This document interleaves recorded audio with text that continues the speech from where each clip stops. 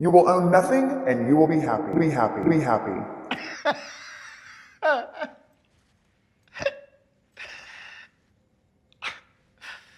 Welcome back to the channel. I am your North Texas No Filter Realtor with the Haven Home Team YouTube channel. And today is a little bit different. This definitely affects North Texans and people moving to North Texas and home ownership. So I want to talk about it, but it affects all Americans. It's affecting us nationwide and in some parts worldwide. So let's dive into what this means to own nothing and be happy. The World Economic Forum, a group of global elites that own things like private jets and mansions and multiple homes, multiple properties, have made it a point to create some planning to ensure that your simple little mind doesn't have to be burdened with ownership. You can just rent your house, you can rent your car, heck, you can rent tools. You don't need to own tools. You can rent anything you need. It can just be dropped off on your doorstep and returned when you're done with it. In some cases, this makes perfect sense. If you're going to use a tool one time, you might run up to Home Depot and rent the tool. If you're going to build a house, however, you need to own your own tools. If you are going to be a car mechanic, you need to own your own tools. If you need to get to work, you might need to own your own car. And if you want to build wealth and equity, you probably need to own real estate. So let's dive into what the World Economic Forum and the Great Reset could actually mean to you. I don't care what your political affiliation is. This little bit or a lot of what's going on should be a concern for you. No matter who you are, where you live, or what you believe, right, left, red, blue, purple, I don't care. This is something that is going to affect each and every one of us. And I want to explain why. I want to explain a little bit about what's happening, how it's happening, because we all know things are removed a little bit at a time, and we don't notice that it's gone until we look up one day and the whole thing's gone, right? Let's say you have a birthday cake or a pan of brownies and you walk by and you just take a little bite, right? Maybe just 100 calories worth. And then in an hour, you walk by and you just take a small bite, maybe 20 calories worth. Maybe you just pick up some crumbs. Maybe you just cut another little slice. Maybe you share with a friend. And before you know it, the entire pan of brownies is gone. And you consumed all 1,000, 2,000 calories, whatever it is. So you didn't do it in one sitting. It didn't feel so bad in the moment. But when you look up and it's all gone, you realize that it was gone a little at a time. So here's what's happening. Here's what's happening to homeowners in North Texas and across the country, across the state, with homeownership. Over the last couple of years, we have felt the low inventory, right? We've been fighting for properties. We don't have enough homes for the number of people who want to purchase homes. And a lot of that is due to the American dream, right? We have people move into North Texas due to some tax incentives and things and reasons to be here. And we have people moving in from other countries into all states for the American dream. Part of that American dream is to own your own home. Yes, because we want to own our own things and we want to have that pride in ownership, but really a lot of it is about building equity and building wealth. And we know that buying real estate and owning real estate is one of the fastest ways to build wealth. And the great thing about real estate is you can do that using other people's money. Right? A mortgage on a home is using someone else's money. You are paying the interest rate, but you did not have to come up with $300,000, $400,000, $500,000, $1 million, right? You had to put down a down payment. So you only have a small risk in the total equity or the total valuation of the property. Maybe you put down as little as 3.5%, 5%, 10%. Maybe you even put down 20%. But for the majority of us, we do not go in and pay cash for the entire property. We leverage mortgage. We leverage somebody else's money. We take that asset and then we grow the equity during the time that we live there. Or we can take our equity position and we can rent the house out, and then we can even cash flow on a property. So not only do we hold the property, let's say 5 or 10 years, and we build that equity using somebody else's money, and we can cash flow the property. So if we're looking at this from an investment opportunity, not just a single family home ownership property, but an investment opportunity, then we can grow our wealth in a couple of different ways, right? Now we have short-term rentals, Airbnbs, all of these other options that give us lots of ways to build wealth, build equity, put ourselves in a better financial position over time. So the World Economic Forum says, no, that's too burdensome. Your small, little, tiny, non-elite brain should not be able to handle homeownership. We'll take that burden off of you. Us, the elites, will handle that for you. And so we see investment firms like BlackRock. They come into neighborhoods and communities and they purchase lots and lots of single family residences. And going back to what happened over the last couple of years where we did not have enough homes to, and we still don't, by the way, but we don't have enough homes to fill the need of the number of homeowners or want to be homeowners in the market. So when a company like BlackRock comes in, they buy up a mass portion of the properties, that removes even more opportunity for the home buyer. Then what does it do? It increases our prices. So it is making our housing not only non-existent, right? Very hard to find, very hard to purchase, but it is then making it unaffordable. So we have unaffordable housing, we have non-existent housing. We have, made it really, really tough for buyers to come in and really take advantage of, quote, the American dream. So why do I want to talk about this? I want to talk about this because I feel like it's not being talked about enough in mainstream media. I feel like we are really glazing over the fact that we do have people in power that are making decisions for you and I on how they think we can live a happy life. And personally, I know happiness is different for every single person. I deal with lots of buyers. One buyer wants to live on 10 acres and the next buyer wants to live in a townhome or a condo because they don't want the maintenance. That doesn't change their ability to build equity and build wealth through homeownership, through real estate. So let's dive into some of the things that we're seeing with this push. And it's not just about owning real estate. It's about making it more difficult to own anything, right? We have climate change rules and regulations that we're hearing more and more about. We have sustainability requirements and regulations that we're hearing more and more about. And guys, I'm not knocking these things as much as I'm saying we need to look at this as a big picture. We need to see everything that's happening. This is that pan of brownies that we're just, removing a little bit of it at a time before we look up. We don't have the option to own property. We don't have the option to build wealth. Our only option will be to live in such an equitable position that everybody has the same things, no matter what their goals, their abilities, their work ethic, no matter any of those things. So that's what we should be concerned about. We need to look at those things and really, really say, how small of a slice of the brownie am I willing to give up?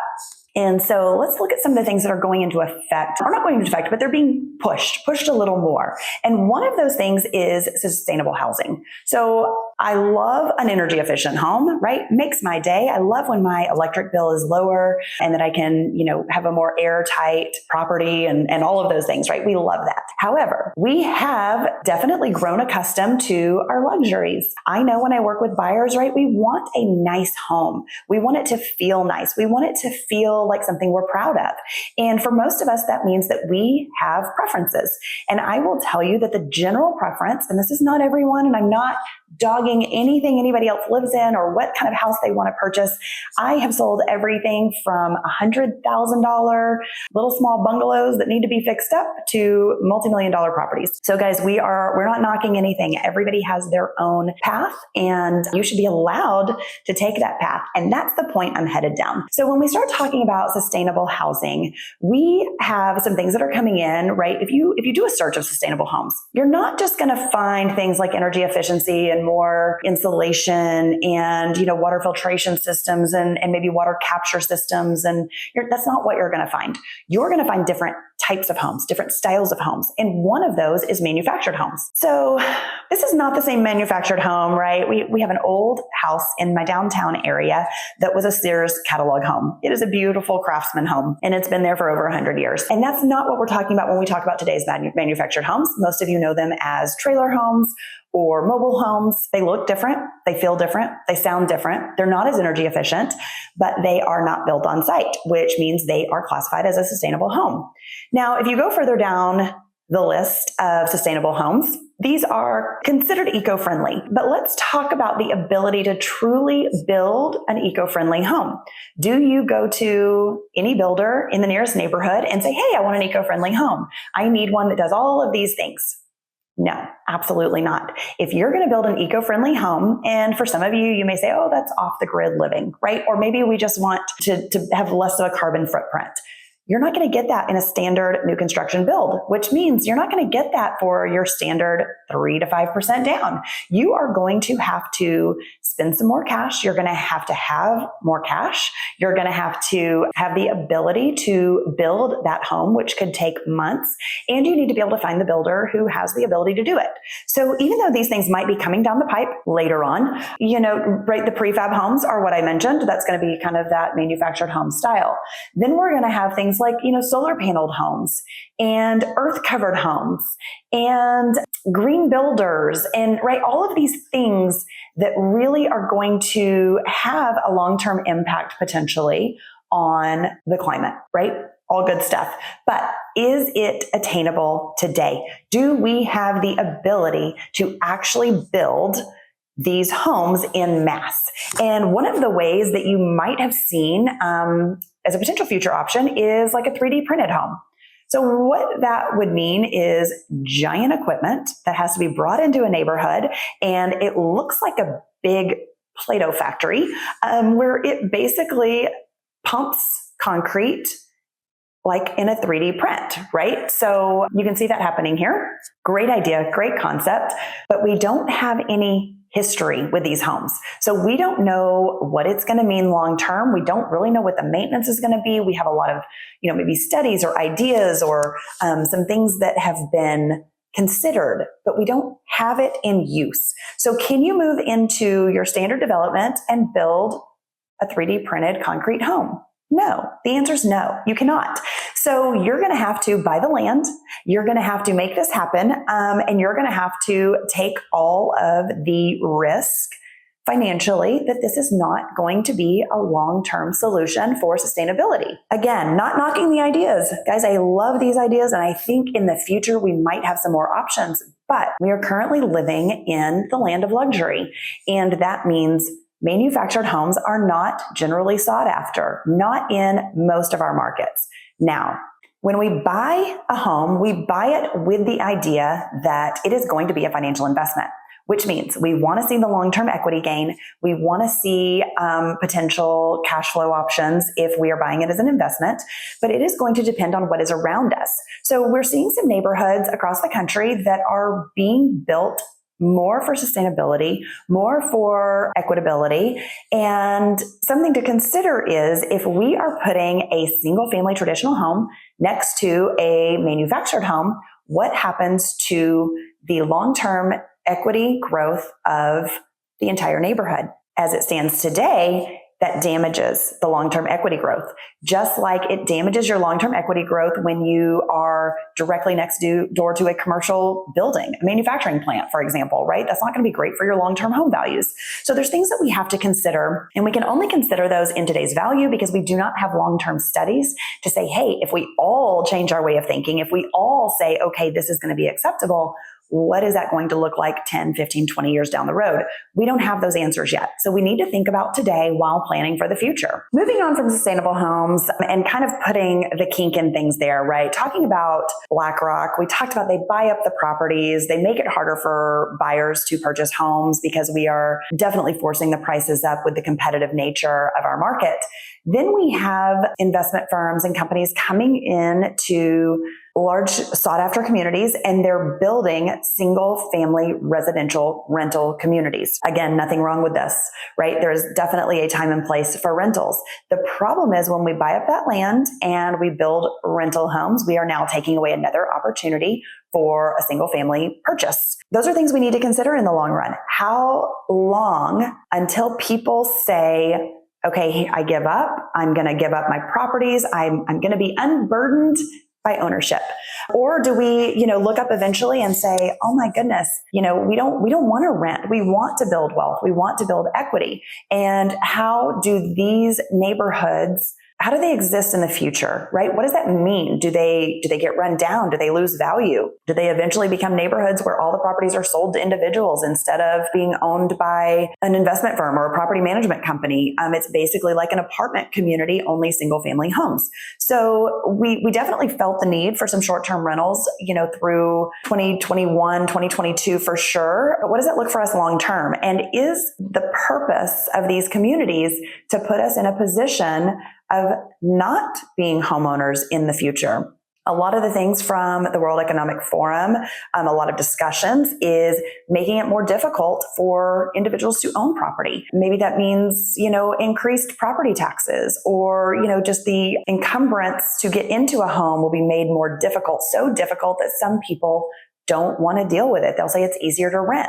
So we need to take all of these factors into consideration. We need to look at them as a big picture, not just how it's happening today, but right? The brownies. Is it one slice at a time where we're losing our ability to own a home because the choice is being removed? We are being unburdened, as they say. So we're being unburdened by the top percent of the world's elites that own private planes and mansions and multiple properties and lots of agricultural land. They want to unburden us. Now, if you think they're doing that because they're kind and generous, they're not giving us property and land and places to live for free. They are making a profit off of the things that they own. So guys, if you think that this is really about climate change, if you think it's really about happiness, I implore you to dig deeper, read the links to some of the articles I've added here, do a little review of some of the other articles out there. There's a lot of information out there, but you have to search for it a little bit. And I want to kind of end this with an article that I found that I thought was really, really interesting because it's not talking about large investment firms buying property. It is reiterating the ability of individuals to leverage other people's money in order to build their own wealth. So I found this article in Business Insider and it was really, really interesting. It was published September of 2022 and it's literally titled How to Build Wealth from Real Estate Investing, according to 9 couples and individuals who've done it. I know this is a small sample, but guys, these are just stories to help you visualize what it looks like to build wealth through real estate. So let's start with this first one, actually in the article. I love this story. His name is Todd Baldwin. He invested in his first property at age 23 and he earns over $1 million a year and is on track to hit a net worth of $20 million before the age of 35, right? That's an individual who leveraged other people's money in order to build his own wealth. Let's talk about this female. Bought her first home at age 22. She now owns 5 properties. In 2021, she earned $43,000 in rental income. That is not a bad side gig per se, right? She's leveraging other people's money, more than likely, right? We have a couple who makes $100,000 a month in their investment portfolio, all through real estate. We have this young gentleman at the age of 25. He owed $45,000 in student debt when he bought his first property. Now he owns 9 units and grosses $102,000 a year in rental income. Guys, these are stories of normal, everyday people who are building wealth through real estate. And I just don't think that it makes sense for us to take the advice of global elites who own a lot of real estate and have built a lot of wealth, telling you and I that we do not need to own anything and we will be happy. I don't think it's their place to tell us what's going to make us happy. It is your decision what's going to make you happy. And if that is in real estate, I want to be the girl to answer your questions. So reach out to us. Drop your questions and comments below. I would love to chat more. I would love to hear your opinions and your thoughts on this. If you think that this is the way of the future and that owning nothing and being happy is going to be the way we should head, then I want to hear from you. I am totally up for some fair conversation. But I really wanted to put this out there because I think it has just been overlooked. I think we're ignoring it. I don't think the mass media is talking about it. I think we just think, oh, it's a tiny slice of the brownie. And guys, one day you're going to look up and that whole pan of brownies is going to be gone. You're not going to have the ability to buy a house. You are going to have to rent. You are going to be making somebody else rich and you're not going to be able to do anything about it. So I think we need to stand up. We need to speak our piece. We need to take a stand, really, just in general. If you want to own property. I don't care if that is a condo or an apartment or a townhome or if it is a 1,000-acre ranch. You have the right to do that. And if that's what's going to make you happy, then we're here for it. So guys, like, subscribe, drop your comments below, check out some of those articles. We want to hear from you. If you think I'm crazy, that's fine too. Feel free to share those comments. I'm here for that too. So let's chat. I'm here to answer questions. Let's see where we go from here.